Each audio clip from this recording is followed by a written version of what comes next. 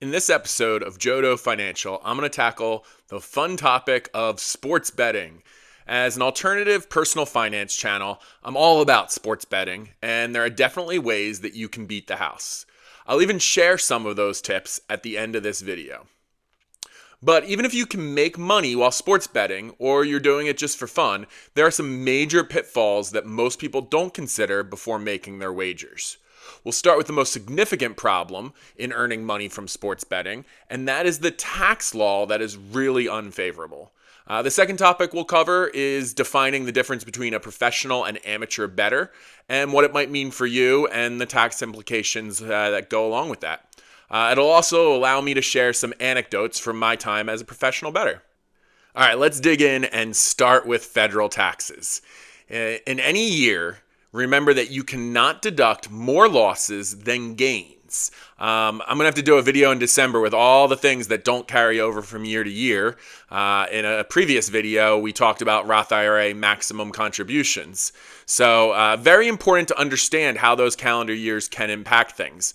For example, if you lost every bet in the NFL regular season, but then won every bet in the postseason and made a bunch of money in postseason NFL, you would be in a little bit of trouble because all of those losses during the regular season would be in one calendar year, and without winnings to deduct them against, you wouldn't be able to use them on your taxes. Then come the postseason and the following calendar year, you'd have all these winnings. So you might have broke even between the regular season and postseason combined, but again, you can't take the deduction of those losses in a previous calendar year if there's no winnings against them, and you'd be fully taxed on those postseason NFL winnings. So if you do win some bets and want to offset them with some losses all within the same calendar year, there's another problem that the federal taxes kind of make difficult for you. You have to itemize your deductions to take advantage of gambling losses rather than using the standard deduction. This can be really painful for the casual gambler. The standard deduction for the year 2024 is $14,600. If you don't own a home, don't pay much in state taxes, or won't donate enough money to get a building named after you for charitable contributions, then you would need to lose $14,000 before the deduction even mattered. That's a lot of losses that hopefully not many casual gamblers are reaching. Looking at it a different way, at a 22% income tax rate, you'd be paying an additional $3,000 in taxes because you can't itemize your losses and you're taking the standard deduction, whereas the gambling losses fall under itemized. $3,000 is a lot of extra taxes. So those are two things that are, kind of problematic with federal taxes. A lot of casual gamblers don't realize. There is one small remedy that might help a little bit and save you some money. And that's called the session rule. This probably doesn't apply for online gaming, but will definitely help for table games or if you visit a sports book. And basically how it works is you can tally up all your bets from a session. You can just do one line item for that day, that session. And so, if you do have a bunch of losses and a bunch of wins, you can offset those losses within that session. So even if you don't take, itemizing deductions, those losses within a session will still be deductible. And that's how you save a little bit of money via the session rule. Honestly, I think the tax law on gambling winnings and losses are archaic and they don't really reflect the hobby of betting on sports. If you want a video debating this topic, comment on this and I'll consider doing one. Unfortunately, the tax laws are what they are, and so we now have to plan our personal finances with them in mind. And even more unfortunately, state and local tax laws can be even worse for sports betting. I'm not going to be able to go into every state, but you really need to be careful to read the laws in your state and where you gamble. If you placed a $10 wager on every baseball game in a season and won 50% of them and obviously lost 50% of them, you'd win almost $50,000 and you'd lose $50,000. Now imagine that you can't deduct your losses. It would mean you have to pay an additional state tax on that $50,000 in winnings, even though you broke even. So I'm looking at a law website right now, and it's in the New England area. And Vermont, Connecticut, and Rhode Island don't allow you to deduct gambling losses. If you live in Massachusetts, your gambling losses appear to be deductible only for those wagers placed in the state of Massachusetts. In Maine, you lose the ability to deduct gambling losses if you earn over $160,000. But those earnings include your total gambling winnings. So if you broke even by winning $200,000 and losing $200,000, then you couldn't deduct the $200,000 because you're above that 160 threshold. And then finally, in New Hampshire, there is no state income tax. Sounds great, but if you made your wagers in Vermont, then you would owe Vermont state taxes where you can't deduct gambling losses. So tried to look at some other states. It appears that you can't deduct losses in Pennsylvania, Indiana, North Carolina, Kansas, Michigan, Ohio, West Virginia, and Wisconsin. However, it looks like you can deduct losses in Arizona, California, Kentucky, New York, New Jersey, Maryland, Colorado, and Oregon.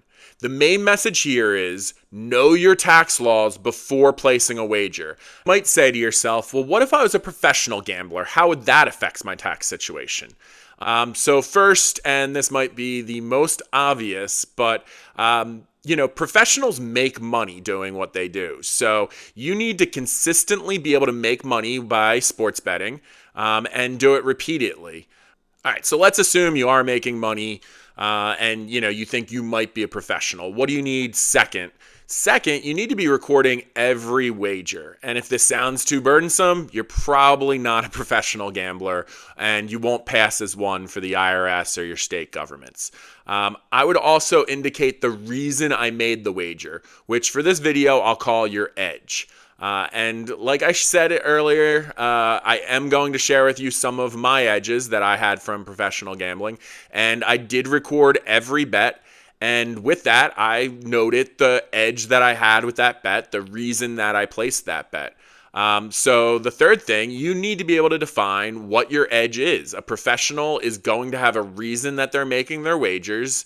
And you'll need to be not only have to note that, but if you have a discussion with an IRS agent, you should be able to discuss what your edges were and how that made you a professional. So here are some secrets to winning money. Bonuses. They're not very sexy or show that you know more about sports than your friends, but there's a lot of advertising dollars that these companies are throwing around to attract new clients, and they do that in the form of bonuses that you can directly benefit from those bonuses. And so that was one of the best ways for me to make money, and you have to understand kind of how those bonuses pay out. If you need to place certain bets, what's allowed, what's not allowed. But if you do read the terms and conditions of it, you generally can do pretty well collecting those bonuses, and you'll end up beating the house a little bit and earn some money. Besides bonuses, there are also contests. They're a little bit harder to win and make money off of, but if you can figure out a way to be better than the competition, then these contests are a good way to make some money. And I have a good story to tell from this one. One summer during the pandemic, there was a soccer contest where you got points for every wager you made that won. And, obviously whoever had the most points would win the contest, and they had prizes, I think, for top 10. And so I decided to use the law of large numbers.